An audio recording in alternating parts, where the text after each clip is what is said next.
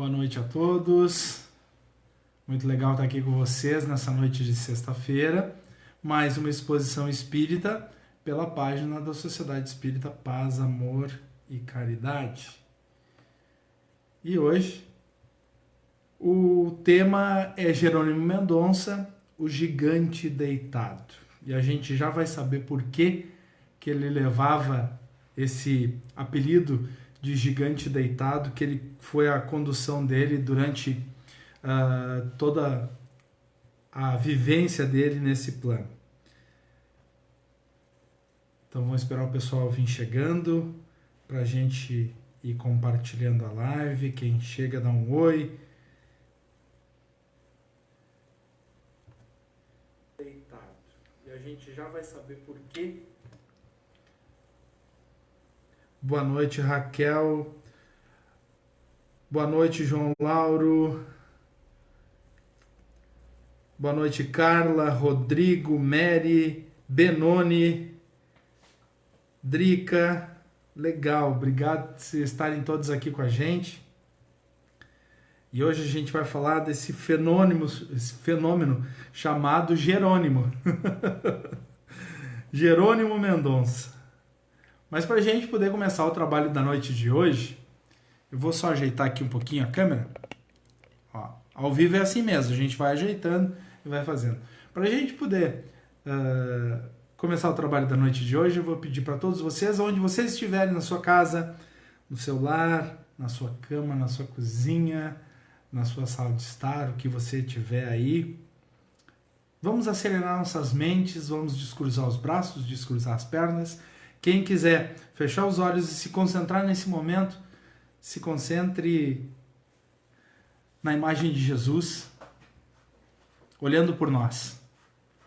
Vamos se concentrar no meu amigo Nazareno, eu uso sempre Nazareno, que é Jesus de Nazaré, né?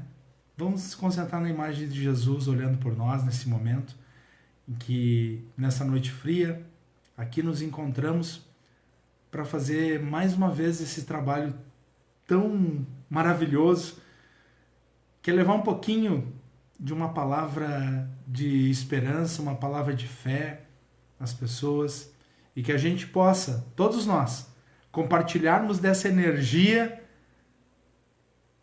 dessa grande noite, falando de uma personalidade espírita que poucas pessoas conhecem, e que tem uma história brilhante, inspiradora, renovadora, cheia de energia, cheia de luz, cheia de paz, e que vem de verdade mostrar para nós, através da sua vida,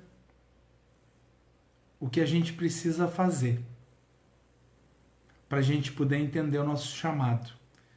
E a partir dessa visão, a partir dessa reflexão sobre essa grandiosa vida, a gente poder internalizar alguma coisa que a gente ainda precisa para seguir em frente. Que os nossos amigos espirituais, que os dirigentes espirituais estejam conosco nesse momento, nos ajudando, nos auxiliando, nos dando luz à palavra, e que todos nós, juntos, conectados, possamos espalhar essa luz aos quatro cantos. Que assim seja. Gente, é muito bom estar aqui nessa sexta-feira quase gelada, né? E o pessoal vem chegando aí. Boa noite, Luiz. Boa noite, Lisete, Cássio, Maurício. Estava acompanhando a palestra do Maurício e o Maurício também estava falando hoje sobre Jerônimo. É muito legal. Então a gente vê que as coisas se ligam, né? Gente, olha só. Jerônimo viveu dos anos de 1939 até 1989, viveu apenas 50 anos. E ele era muito feliz, assim, tinha um porte atlético. É muito interessante essa história, uma das primeiras histórias que eu vou trazer para vocês aqui. E ele falava duas coisas que eu fui anotando sobre a biografia desse grande homem chamado Jerônimo Mendonça. Ser feliz do jeito que dá, fazer o bem possível. Interessante porque isso foi uma marca dele durante muito tempo. Uma outra marca histórica que ele sempre falava e que eu trouxe aqui também é que ele usava uma frase sempre, frases dele, né, que ele usava sempre. Obrigado, Senhor, por mais um dia. Ele sempre usava essa frase. Olha só, ele começou a ter algumas dores da doença crônica que ele teve, que foi uma artrite reumatoide, e ele começou a sentir essas dores já com 14 anos. E aos 20, ele já estava em uma cama. Ele teve uma evolução da doença, primeiro usando uma bengala, depois usando 2 muletas, depois ele foi para a cadeira de rodas, depois ele foi para a cama e lá ficou durante 30 anos da sua jornada. E ele, muito novo, frequentava uma igreja evangélica. Interessante isso na vida dele. Ele se criou em uma igreja evangélica. E o que acontecia lá? Ele era muito, jovem, muito jovem, ele fazia questionamentos sobre Jesus. Ele questionava muito na igreja evangélica sobre Jesus. E o pastor, dentro das suas limitações, né, e dentro do seu entendimento, tinha muitas perguntas que ele não conseguia responder, conforme conta a biografia dele. Então, ele certa vez, conversando com uma outra pessoa, e essa pessoa indicou para ele que ele fosse para um centro espírita. E ele realmente foi. E lá no centro espírita, junto com um amigo que foi depois grandioso amigo dele ao longo da jornada dele, e lá ele encontrou as respostas que faziam sentido para ele, que faziam sentido para a vida dele. E lá ele ficou, e lá foi se desenvolvendo, e lá se transformou em quem foi durante a vida toda. E é interessante porque já com 14 anos ele já sentia algumas dores. Mas ele tinha um porte atlético, ele era um homem alto, porte atlético, e essa história é uma das mais interessantes dele, que ele ficava de frente para o espelho na sua casa, e nessa casa ele se olhava no espelho. E alguns de vocês vão se lembrar da época do Tarzan, então ele não falava, ele não verbalizava, ele somente pensava: hoje eu tô bem, hoje eu tô me sentindo Tarzan, né? Com aquele porte atlético, né? Vigoroso. E ele foi no centro espírita a convite de um amigo dele, numa noite em que era uma noite mediúnica, em que via um grande palestrante da época, e nessa palestra tinham algumas mensagens que chegavam ali para as pessoas que lá estavam presentes, e daqui a pouco chegou uma mensagem para o Tarzan. E daí ficou aquela discussão entre a mesa diretora, se iam dizer ou se não iam dizer, se iam falar, se não iam falar, e a pessoa que estava ali disse assim: não, eu vou falar sim, se a mensagem é para o Tarzan, então vamos falar para o Tarzan. Ele se levantou e disse: olha, eu tenho uma mensagem para o Tarzan. E olha a mensagem que era. E aí ele disse assim, silêncio, né? Ninguém se manifestou, e daí ele disse: olha, eu tenho uma mensagem para o Tarzan que se apresente. E daí ele levantou a mão, menino franzino se levantou, e ele disse assim: eu sou o Tarzan, porque se lembrou que fazia isso mediante o espelho, somente ele, né? E a frase era essa, para ele: Tarzan, agarre-se no cipó da esperança, porque você vai atravessar a floresta do sofrimento.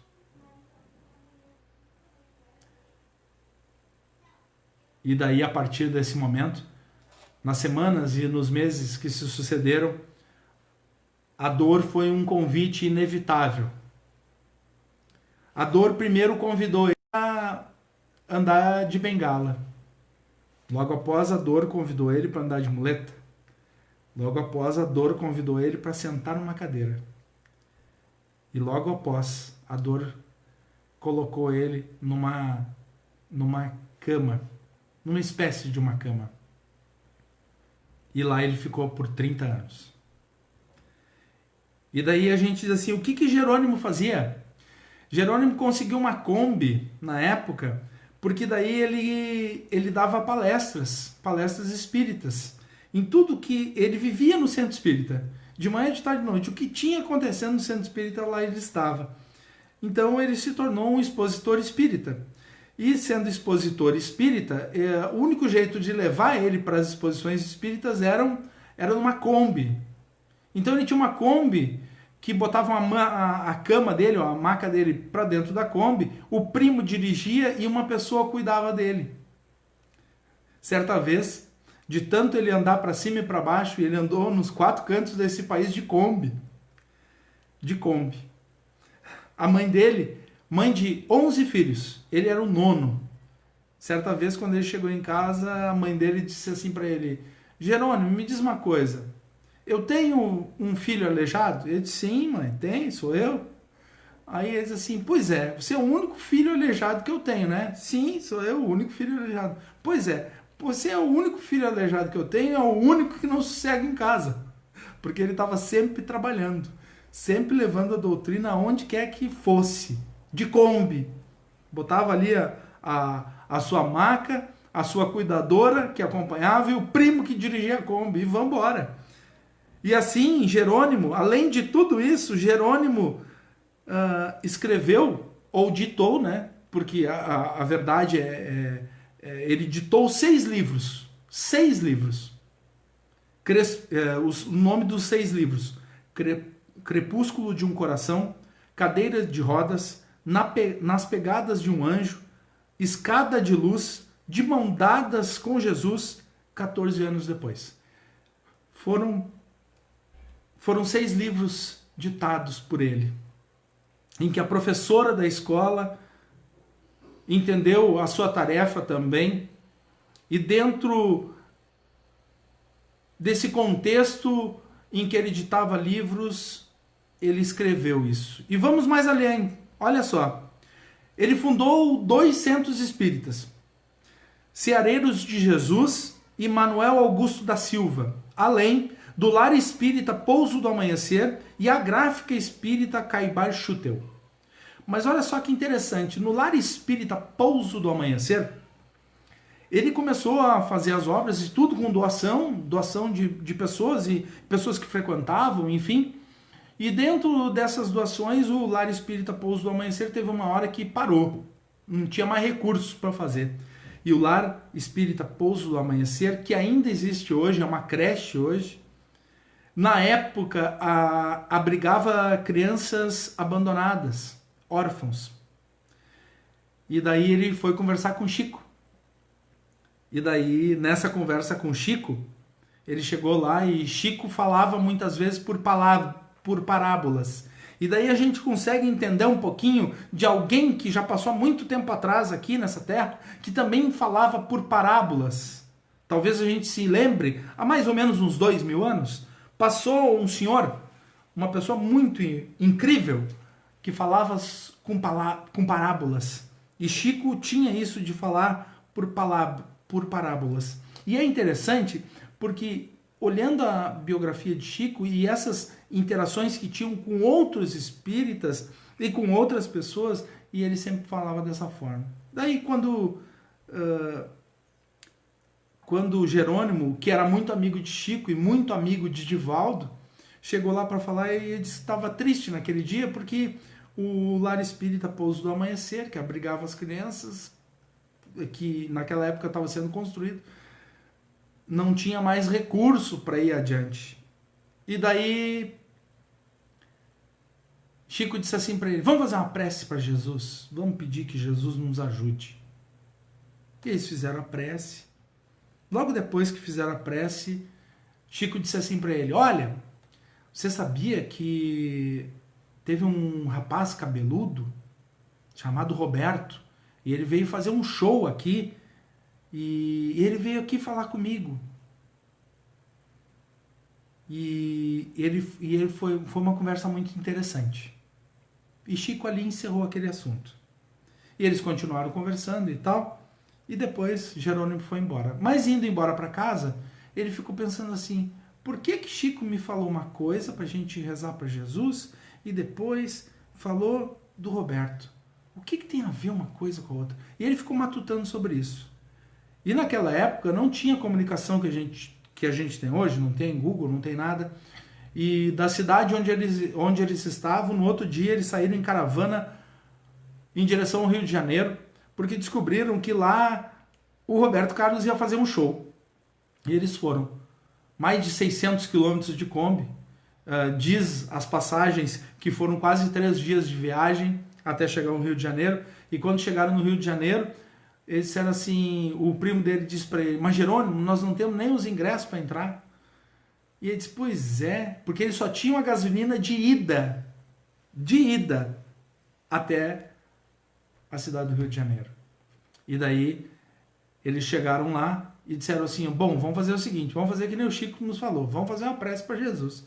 E fizeram ali uma prece para Jesus naquele intento, e dali a 40 minutos chega um senhor que estava ali na frente e disse assim, me diz uma coisa, você não é o Jerônimo? Sim. Você não é amigo do Chico Xavier? Sim. Vocês não estavam juntos lá? Pois é, eu também estava lá. Eu sou o segurança aqui, eu coordeno a segurança aqui do espetáculo, mas o que você quer aqui? Você veio aqui pro show? Não, eu quero falar com o Roberto. E daí ele disse assim, tudo bem, pode deixar, espera aí um pouquinho. Foi lá para dentro, logo depois voltou, pegou o primo que estava ali, mais a cuidadora, ele, e entraram para dentro do local onde estava acontecendo o show. E ele disse que só não viu o show porque ele já era cego naquela época, né? Eles foram muito bem recebidos. Diz que o Roberto Carlos, quando soube que tinha um amigo de Chico Xavier lá na frente que queria falar com ele, antes do show ele não podia atender. Então ele mandou entrar, ficar numa das melhores posições para assistir o show, e que após o show eles iam conversar. Após o show, isso aconteceu. Eles foram conversar e daí ele entendeu que ele tinha saído lá da cidadezinha do interior e tinha ido até o Rio de Janeiro para ver o show dele. E ele disse assim, olha, eu vou fazer o seguinte, amanhã eu vou te dar uma contribuição. Hoje você vai para o hotel, diz que providenciou hotel para eles, eles ficaram no hotel, providenciou lanche, providenciou almoço, enfim, o que eles precisassem, né? E combustível para poder voltar, né?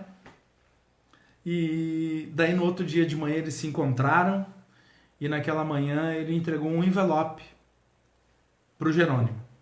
Ele pegou o envelope, dentro tinha um cheque, ele nunca falou o valor que foi o cheque, mas com esse valor, com essa doação de Roberto Carlos, ele conseguiu terminar o Lar Espírita Pouso do Amanhecer todo e conseguiu reformar todos os centros espíritas que tinham naquela época na cidade onde ele residia. Interessante trazer essa história porque remonta muita coisa, né? A fé, a esperança, acreditar em Jesus, acreditar na espiritualidade como um todo e conseguir enxergar isso com uma grandeza maior do que a nossa vã filosofia possa imaginar. E daí, uma certa vez que Roberto estava falando com o Chico Xavier, e eles trocando informações e conversando, e ele disse assim, olha, se você precisar de alguma coisa, chama o Jerônimo que ele vai te ajudar. Diz que certa vez, Roberto Carlos procurou a Jerônimo, e essa é uma outra história muito interessante. Procurou ele porque o filho dele estava com um problema, e por ele estar com esse pequeno problema, ele queria uma ajuda. E daí diz que quando chegou para conversar com o Jerônimo disse assim, Roberto, tenha fé, acredite em Deus. E daí eles oraram juntos, e por coincidência ou não, tem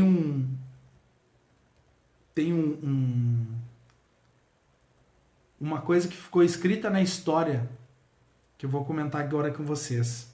Eu vou seguir uma luz, lá no alto eu vou ouvir. Uma voz que me chama eu vou subir. A montanha e ficar bem mais perto de Deus e rezar. Eu vou gritar para o mundo me ouvir e acompanhar toda a minha escalada e ajudar. A mostrar como é meu grito de amor e fé, eu vou pedir que as estrelas não parem de brilhar, as crianças não deixem de sorrir e que os homens jamais se esqueçam de agradecer. Por isso eu digo, obrigado, Senhor, por mais um dia. Não é uma prece. É a música A Montanha, de Roberto Carlos.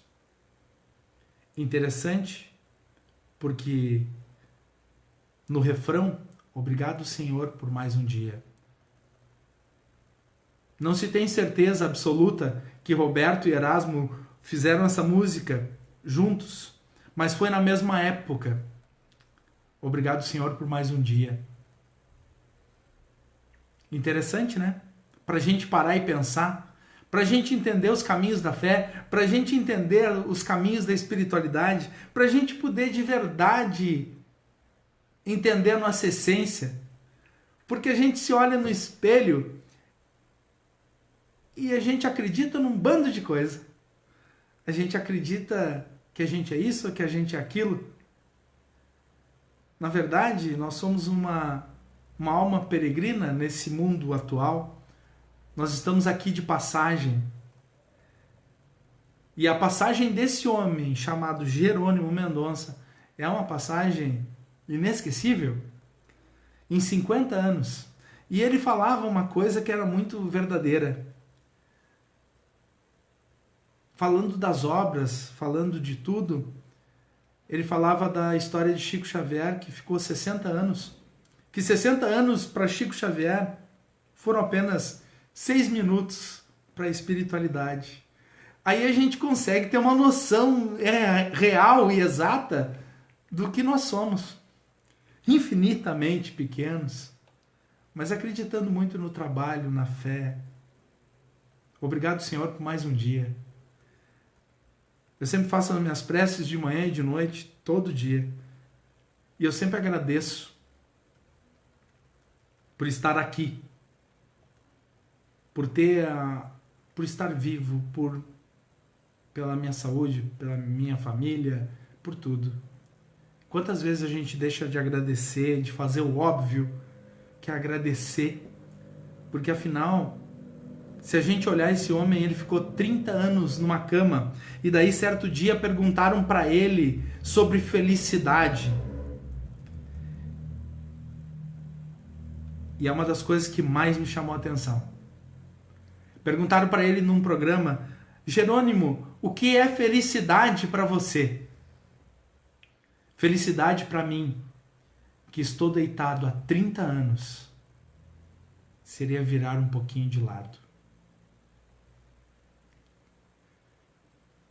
E a gente reclama muitas vezes da vida. E Jerônimo era muito engraçado. E vendo agora, para poder montar essa exposição para vocês, vendo algumas coisas dele na internet, no YouTube, tem uma exposição dele que é muito interessante, falando sobre felicidade. Ele tinha um espírito muito feliz, porque ele tem algumas frases dele, por exemplo, se o malandro soubesse como é bom fazer o bem, ele faria só por malandragem. E daí, certo dia, em 1989, ele era muito amigo de Divaldo e de Chico Xavier, em 1989, quando, do anúncio da sua desencarnação, um secretário chega para o Divaldo e diz assim: Divaldo, Jerônimo Mendonça desencarnou. E Divaldo larga um sorriso no rosto, olhando para ele, e o secretário, sem entender o que estava acontecendo, e Divaldo falou a seguinte frase: o gigante está de pé. Olhando um palestrante de Minas Gerais, chamado André Luiz, diz que certa feita, em um centro espírita, dando uma palestra falando sobre Jerônimo Mendonça, ao término da palestra, tinha um último slide que tinha exatamente essa frase: O Gigante Está de Pé, de Divaldo. E diz que ele foi fazendo a palestra entusiasmado, tinha levado essa palestra para vários centros espíritas. E daí, ao final, a sua esposa sentada à sua direita, junto com a sua filha, e ele termina a palestra com um slide a menos. O slide final era essa frase do Divaldo: o gigante está de pé. E liberou as pessoas estavam indo pro passe fluídico, e estavam se dirigindo, e daí a esposa dele: vem aqui. Aí ele foi: tu precisa mostrar o último slide, o gigante está de pé, é importante, era amigo dele, vai lá e fala. E ele prontamente pegou o microfone e chamou o pessoal de novo: gente, por favor, se sente de novo, eu preciso encerrar a palestra, eu me esqueci do último slide. Todo mundo generosamente, humildemente sentou na cadeira e escutou a exposição de André Luiz, que é um expositor lá de Minas. E ele fez a exposição, encerrou. Daí todo mundo se dirigiu novamente ao passo, ficou apenas um senhor.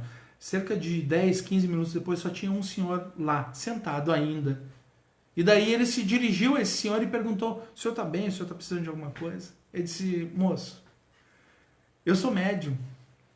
E quando você começou a sua palestra, Jerônimo aqui chegou. E ficou até o final. Mas antes do final, ele foi lá naquela moça, que eu não sei quem é, e falou um negócio no ouvido dela. E daí o senhor retomou o trabalho, finalizando com a frase de Divaldo. E ele conta que não é privilégio nenhum a gente ter essas interações com a espiritualidade, mas o quanto é importante nós entendermos os caminhos da espiritualidade para chegar até nós. O trabalho está aqui. Nós precisamos executar. Essa mensagem nós não sabemos aonde vai chegar e de que forma vai chegar. Mas um convite eu te faço. Procure se informar quem era Jerônimo Mendonça. Procure um pouquinho. Porque essa história desse homem nos dá a certeza do trabalho e da fé. A história desse homem põe à prova qualquer coitadismo nosso, que em determinado momento da nossa jornada nós acreditamos que não conseguiremos fazer, que não conseguiremos, no intento da fé, terminar o trabalho.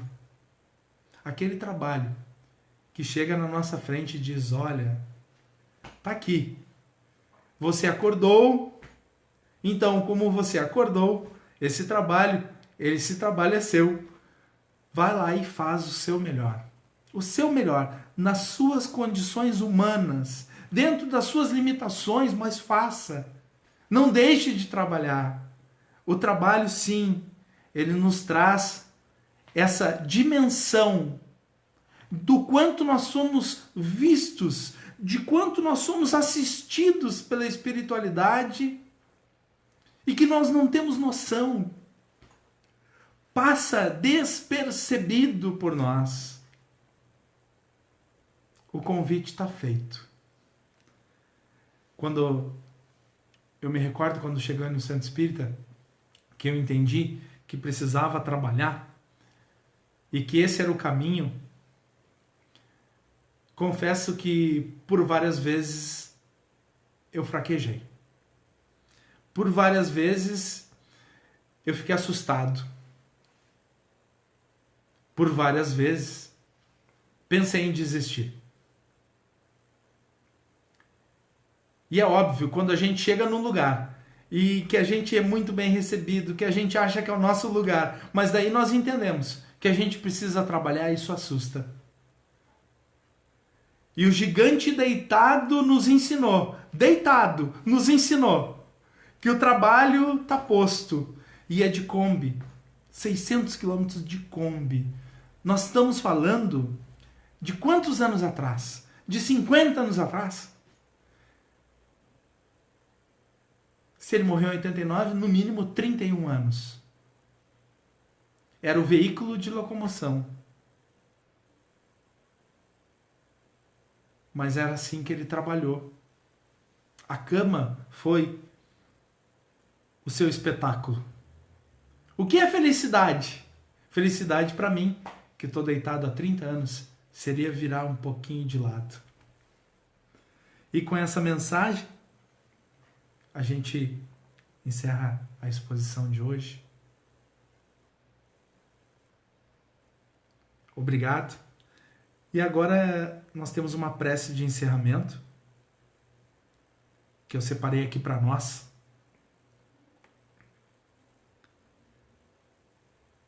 Prece ao amanhecer. Vem o Pai me reverenciar diante da luz que me abraça. Vem o Mestre me colocar à disposição de amor e de paz para que minhas horas de percurso diário possam me abastecer e eu possa me dilatar na tua direção.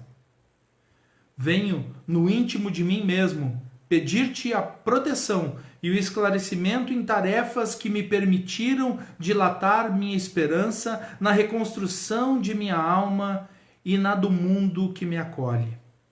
Venho, Pai, agradecer pelo alimento desse dia, pela paz da minha alma, pelos indultos que me concedes. Permita, Pai, que eu possa realizar as tarefas pretendidas e que dentro das minhas possibilidades esteja o meu crescimento como criatura infinita. Ampara-me, Pai, em minhas dificuldades. Lança-me a âncora da esperança para que eu possa querer continuar e buscar o meu fortalecimento íntimo na luta presente. Que este dia possa revelar a mim em determinação de sua excelsa vontade.